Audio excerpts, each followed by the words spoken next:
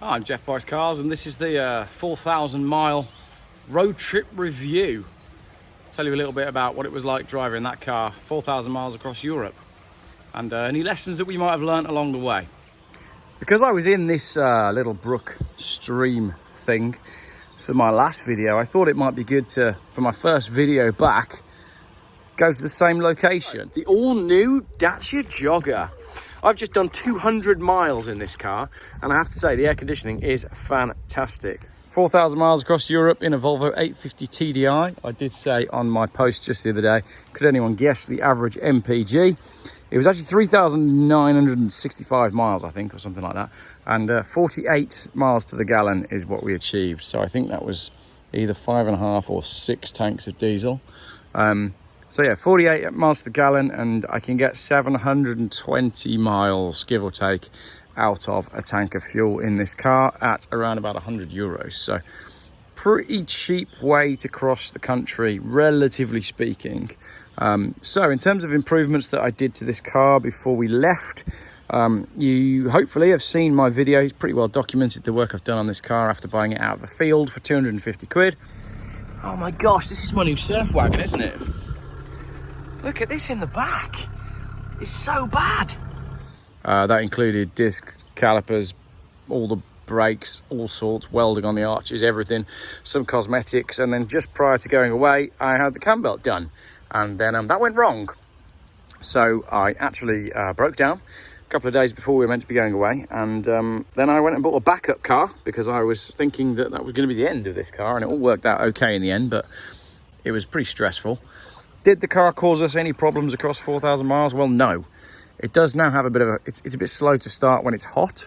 And it doesn't have any air conditioning. The aircon does not work and is leaking somewhere. I did not have time to get that sorted out. So we did drive all the way across Europe during a heat wave with no aircon. And we didn't die. So that's cool. We also... There's lots of things that we didn't have on this car that I think are worth highlighting. You know, it doesn't have an electronic, in fact, it doesn't have an electronic tailgate. The tailgate itself doesn't even lock. Don't tell anyone in Europe though, just in case they nick all our stuff.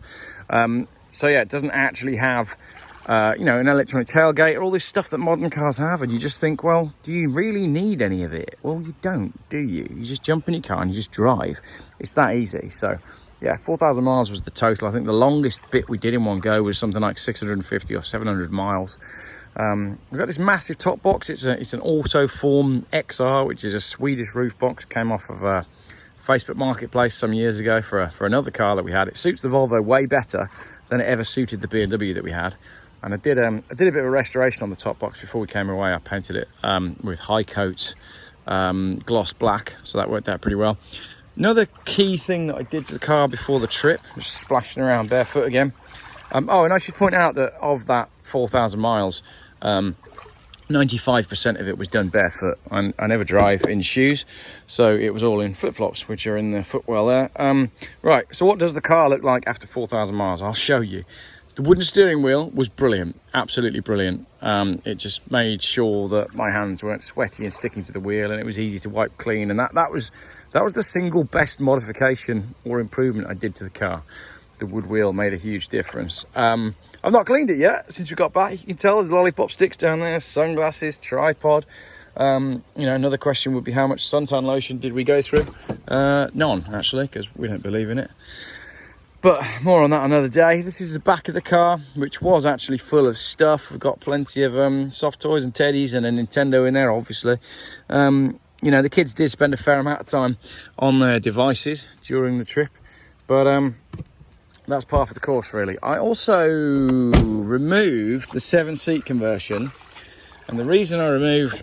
Oh, there's a collection of magnets from our various journeys. So we did end up in Nazaire, Salamanca, Spain, bit of France, bit more of Spain. And my 6-year-old decided to put the 5-pack sticker on from a pack of pants that he had, which is quite funny because it's a 5-cylinder, so it is actually a 5-pack. And he said, oh, I want to put that on the car. So that went on the car, which is pretty funny.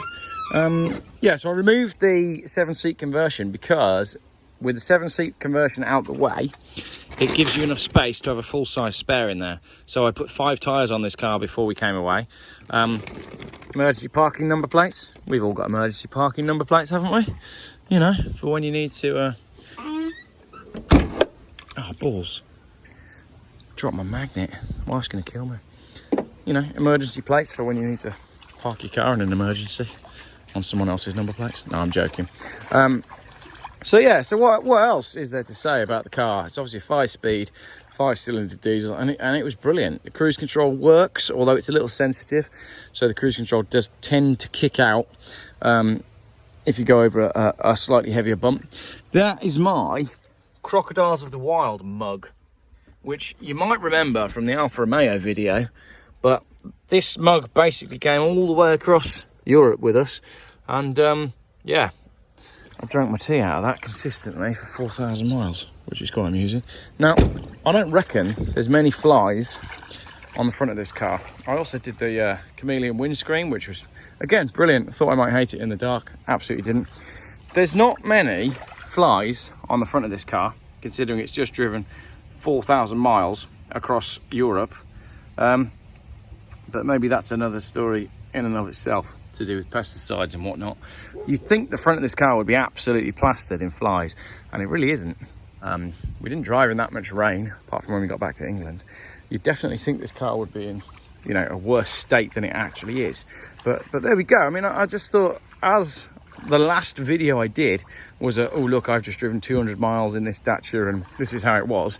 I thought it would be good to kick off the channel again from my little break with a similar sort of video and a little sort of slow-paced walk around. So on the tyre front, I went for Dunlop Sport Blue Response, I think they're called. They are 205 55 16. Most people would say put 50s on a Volvo 850, go for 50 profile tyres, not 55. But I find they ride better on 55s, and they're cheaper to buy as well. So, you know, this was a big old sizable trip. I thought, well, 55s is fine. So Matt came round and stuck the tyres on for me the day before we left, which was cool of him to fit me in. Always nice working with local people on stuff like that. And I've had these Dunlop Sport Blue Response tyres on our BMW before, and we did a fair few miles in that car, and I do rate them. They do have a softer compound, as Matt said, and well, that's how he explained it to me. And I think that's why they always look like they're slightly low on air. That's what I've found. They always look like they're low on air, even when they're not. It's just the nature of the tyre, really. But other than that, not much more else to add. We had one decent phone mount. We listened to a lot of podcasts whilst we were driving along. Joe Rogan and Mark Zuckerberg. Can't recommend that one enough. And then follow that up with, what's his name? Alec such and such, if you want to mess yourself up with some truth. But there we go. That's, you know, par for the course. And I've got to admit, driving those long distances, a good podcast really makes all the difference. There was only one journey, which was down from top of France down to the middle of Spain. We did that in one hit, and that was one where I was genuinely hanging out the window, slapping myself in the face and desperately trying to keep myself awake. But other than that, no complaints at all to report. So thanks for watching my little summary video. I will be coming back to this location throughout the winter just to see if the water level gets any higher. It will make for some interesting videos if I attempt to make a video when it's like, I don't know, 3 foot. But that'll give us all a laugh, won't it? Right, thanks for your patience. Thanks for sticking with me throughout this video, and look out for some more Geoff content in the more traditional manner coming up soon. Cheers.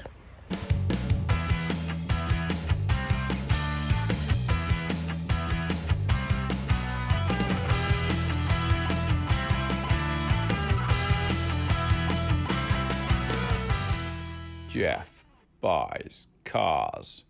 Still YouTube's most boring car channel.